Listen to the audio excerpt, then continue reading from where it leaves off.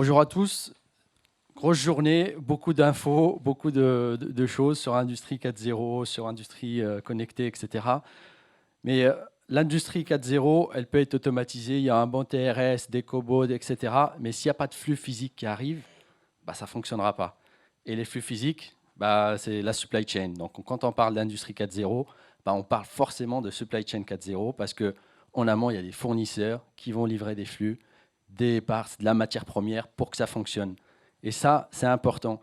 Et la supply chain, tout le monde connaît, bah, il y a des ruptures, il y a des aléas, il y a des défaillances, il y a des événements qui font qu'il y a des ruptures. Et ça, c'est aussi, ça fait partie de l'Industrie 4.0. C'est justement sortir des murs et de parler des flux en amont de l'usine. Un point important, c'est, je parlais des causes et des défaillances, etc. Les causes sont multiples, donc de plusieurs natures, transport, fournisseurs, météo. On voit de plus en plus des défaillances ou des ruptures ou la rareté des matières premières, etc. Et c'est surtout ce que ça coûte des fois, des défaillances. On a vu dans plein d'industries, sur le plastique, sur l'automobile, sur les batteries, tout un tas de choses. Et donc c'est là où justement on parle de l'IA entraînée à la supply chain pour aller détecter des risques. Et détecter des risques à travers des signaux faibles. Mais sauf que ces signaux faibles, il faut des fois aller les chercher à la source.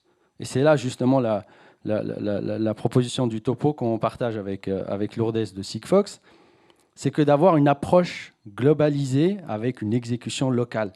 Pas penser forcément en mode rustine et juste penser au type de flux de l'usine qui est dans tel endroit ou tel endroit, mais d'avoir une approche qui est globalisée, et ce n'est pas venu d'une élucubration comme ça dans les labs, parce que IBM est un industriel centenaire, on fabrique des machines depuis quand même un certain nombre d'années, et donc on a testé des approches, quand certaines ont fonctionné, d'autres non, des technologies, on est aussi éditeur de technologies, donc on sait de quoi on parle, et l'idée c'est d'aller chercher la donnée à la source, mais de la donnée utile, puis après de la partager, de la sécuriser avec un écosystème. On parlait d'écosystème, à un moment donné, on parlait d'ouverture vers l'écosystème, des partenaires, des fournisseurs, des sous-traitants. Et puis après, oui, on applique l'IA pour faire parler cette donnée-là. Du coup, on évite le phénomène du garbage in, garbage out, parce que la donnée, je vais la chercher de manière utile, je vais la partager pour une meilleure transparence, et après, j'applique l'IA pour justement la faire parler. Je propose qu'on explore la première partie justement sur cette notion d'extraction de données. On a déjà parlé d'IoT, mais il y a aussi des éléments qui sont un peu plus importants aussi à invoquer sur la partie transport. Je passe la main à Lourdes et puis je reprends la main sur les deux autres. Merci. Donc, si je vous dis que mon métier, c'est l'extraction des données industrielles, bah, vous allez me dire oui. Bon, j'ai travaillé chez Sigfox, ça fait quand même 10 ans, presque 10 ans, que la société Sigfox, depuis ses origines, se concentre sur cette extraction des données, mais pas n'importe laquelle. Parce que des données, il y en a partout. Il y a dans les usines, il y a dans nos voitures, dans nos téléphones, etc. C'est des données qu'on arrive à maîtriser, mais celles qui nous intéressent, là, les pétroles, là, en général, ce n'est pas facile à récupérer ces données-là. Pourquoi? Parce que c'est lié à nos process industriels, c'est lié à la supply chain. Ce sont des choses, en général, qui se déplacent. Et quand ça se déplace, il y a des coûts en batterie, des captations, voilà. Il y a des coûts des communications aussi. Et nous sommes des spécialistes de l'extraction des données depuis 2010. Peu importe... Pardon. Ah, il y a les textes qui ne s'affichent pas. Voilà, maintenant ça s'affiche. Peu importe où se trouve cette donnée, où cette donnée est générée. Ça peut être en France, ça peut être à l'international, ça peut être en APAC, ça peut être aux États-Unis. Peu importe si c'est à l'intérieur de vos usines ou si c'est au milieu de la route ou dans un aéroport. L'objectif de Sigfox depuis ses origines, c'est de capter ces données, des petites données, voilà, avec une caractéristique très importante, on va être très, très économe en énergie. D'accord? Et une autre caractéristique, on est assez simple. Voilà, dit comme ça peut être quelque chose de péjoratif, mais ce n'est pas du tout le cas. Simple, ça veut dire qu'un process industriel, il n'y a pas d'appairage, il n'y en a pas des choses très compliquées à faire pour pouvoir récupérer les informations quand elles sont transmises en Sigfox.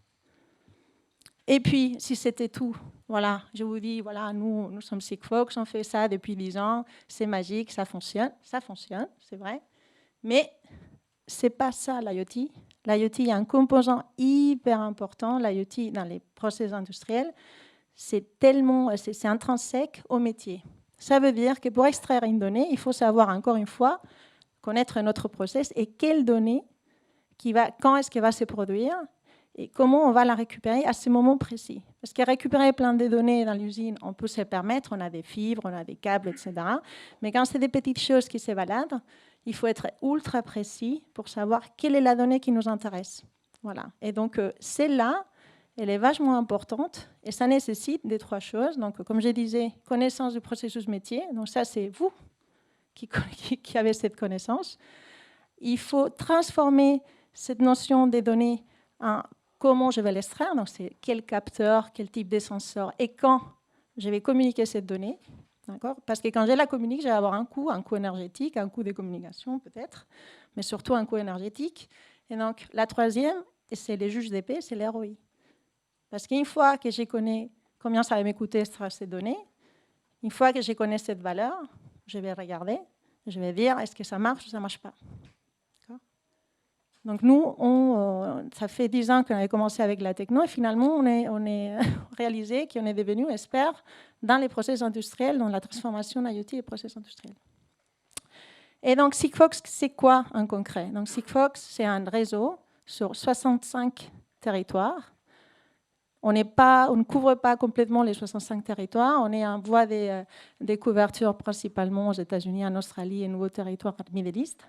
Mais en Europe, on a une assez bonne couverture qui permet la massive IoT, ce qu'on appelle massive IoT, c'est-à-dire des faibles données, mais des pleins de capteurs en simultané. Et on est un réseau qui est complémentaire, c'est-à-dire le réseau Sigfox peut être utilisé comme voie primaire pour récupérer des informations, mais peut être complémentaire sur 2 autres cas d'usage. Et pour donner des exemples concrets industriels, donc il y a un cas distribué en Europe, donc c'est le cas des PS5, il y a des packaging qui transportent des parts entre les fournisseurs et les usines. C'est des packaging qui se baladent partout en Europe. Il y a des coûts CAPEX importants parce que c'est des packaging qui sont très appréciés, pas que par PS1, mais par d'autres. Ils se font voler pour d'autres types d'usages. Poulailler, par exemple. Voilà. C'est vraiment un plaisir de vous raconter ce que vous pouvez faire avec un packaging. Mais aussi, il y a une question d'OPEX, gestion des flux de ces packaging. Quand il n'y en a pas un packaging chez un fournisseur, ils se font facturer du carton, voilà, tout simplement, pour pouvoir être livrés. Donc, rien qu'un petit capteur qu'on a conjointement avec IBM, trouvé les bons capteurs qui étaient capables de transmettre la bonne donnée au moindre coût, on est capable d'avoir un tableau de bord aussi joli et puis plein de données qui vont être traitées après et plein d'informations qui vont pouvoir aider PS1 dans sa prise de décision. L'Oréal, pour sortir des choses qui se baladent, L'Oréal, c'est des usines qui ne se baladent pas, elles sont fixes, mais partout dans le monde. Donc l'idée, c'est d'avoir des capteurs qu'on puisse déployer simplement sans avoir besoin de l'appairer au réseau local et qu'ils récupèrent quand même les informations de façon centralisée. Donc avec ça, vous l'avez compris, dans Sigfox, on donne les moyens à nos clients de connecter des choses partout dans le monde et pouvoir récupérer les informations de façon centralisée pour qu'ensuite, ils puissent jouer avec ces données, comme Jacine va vous expliquer. Merci. Merci. Donc, le but, l'IoT, il n'y aura pas un seul IoT, pas une seule techno, c'est plusieurs réseaux, il y aura des problématiques d'interconnexion, une agnosticité par rapport aux technos, etc. Et le but ultime, comme je l'ai dit, c'est d'aller chercher la donnée, parce que assez souvent, on veut faire de l'IA, mais sur des données qui ne sont pas forcément claires. Et puis, il faut aller chercher la donnée à la source. Et donc, c'est ça le but ultime de l'IoT. Et pas oublier qu'il faut partir du use case, pas forcément de la techno. La deuxième chose, une fois qu'il y a la donnée qui est là, il faut aussi partager la bonne donnée avec un écosystème. Et donc, la blockchain, là, entre en jeu pour justement créer cette transparence avec l'écosystème de fournisseurs, de sous-traitants, de clients, etc. Vous avez vu dans les news tout un tas d'initiatives d'écosystèmes créés sur la transparence, traçabilité alimentaire, sur digitalisation de la liasse douanière, etc. Mais sur les flux upstream, encore une initiative avec des industriels pour justement créer un passeport numérique, d'accord, sur la blockchain pour les fournisseurs. Pourquoi ? C'est pour réduire toute la paperasserie qu'il faut pour les dossiers de qualification, pour les onboarding des suppliers, etc. Et donc, tout ça, dans quel sens ? C'est à chaque fois, pour les gens qui gèrent les appros, ceux qui gèrent les fournisseurs, à chaque fois, c'est du temps de perdu. Donc, on voit la réduction en termes justement de paperasserie. Et ça va dans le sens d'une supply chain 4.0, transparente, partagée. Et forcément, si elle n'avait pas de valeur, il n'y aurait pas ces industriels qui auraient joint Trust for Supplier. Donc, c'est quelque chose qui a été annoncé il y a quelques semaines. Et donc, ça permet justement d'avoir les bases, les fondations solides pour justement, lorsqu'on parle d'IA, oui, on va justement travailler sur ces données-là parce qu'elles sont là, c'est une bonne fondation. Et lorsqu'on va aller détecter les signaux faibles, que ce soit une congestion, que ce soit un événement météorologique, que ce soit une grève, que ce soit, et on en voit de plus en plus, lorsqu'on va détecter un signal faible chez un fournisseur de rang 1, 2, matières premières, on va pouvoir faire cette corrélation. Et donc, pour faire cette corrélation, il faut la faire sur les bonnes données pour avoir une pertinence, pas juste un nice to have. Et faire cette corrélation, c'est aussi nécessaire pour justement prendre les bonnes décisions. Et ça, l'IA, il faut qu'elle soit aussi pré-entraînée sur la supply chain. C'est-à-dire que je ne vais pas partir de zéro à chaque fois, mais il faut un corpus de connaissances qui connaissent la supply chain. D'accord ? Et ça, c'est quelque chose qu'on a déjà fait en interne. Comme je l'ai dit, IBM en tant qu'industriel, ça fait depuis 3 ans qu'on a entraîné l'IA, qu'on l'utilise dans notre propre supply chain, qu'on a exploité maintenant avec d'autres industriels dans le même sens. Si je prends le cas d'une usine, c'est de gérer les flux amont, c'est les gestions des inbound supply, la gestion des couvertures de stock, la balance entre demande et supply, etc.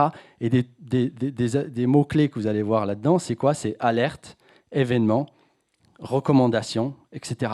Mais ça, ce n'est possible que lorsqu'une IA est entraînée à la supply chain, qu'elle va aller chercher des signaux faibles et qu'elle va corréler ça avec le processus et les maillons en aval.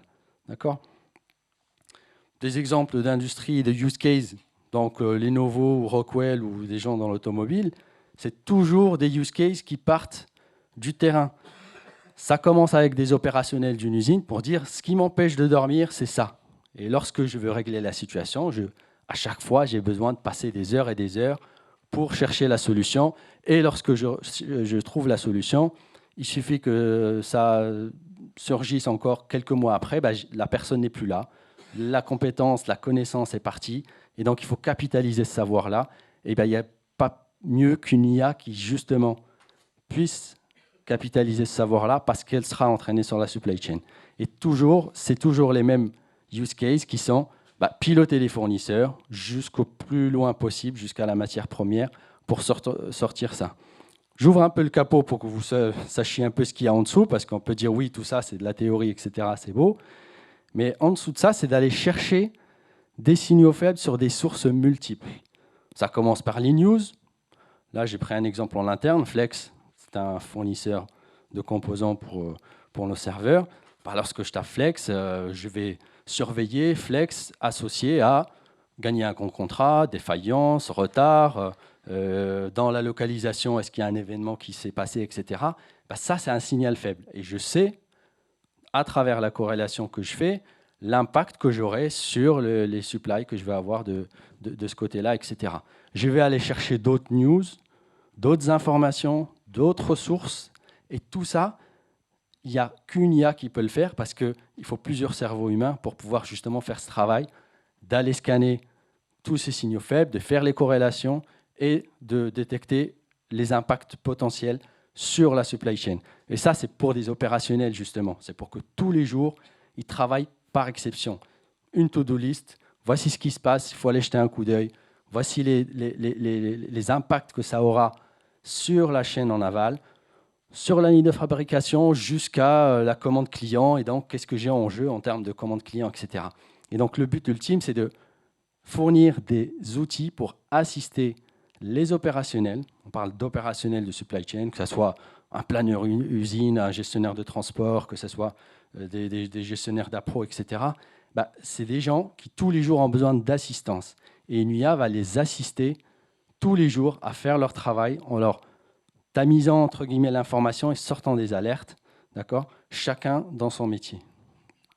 C'est comme ça que une IA entraînée à la supply chain permet justement de gagner plusieurs heures par jour par business analyst. Voilà, merci. Merci à vous deux, vous pouvez les applaudir.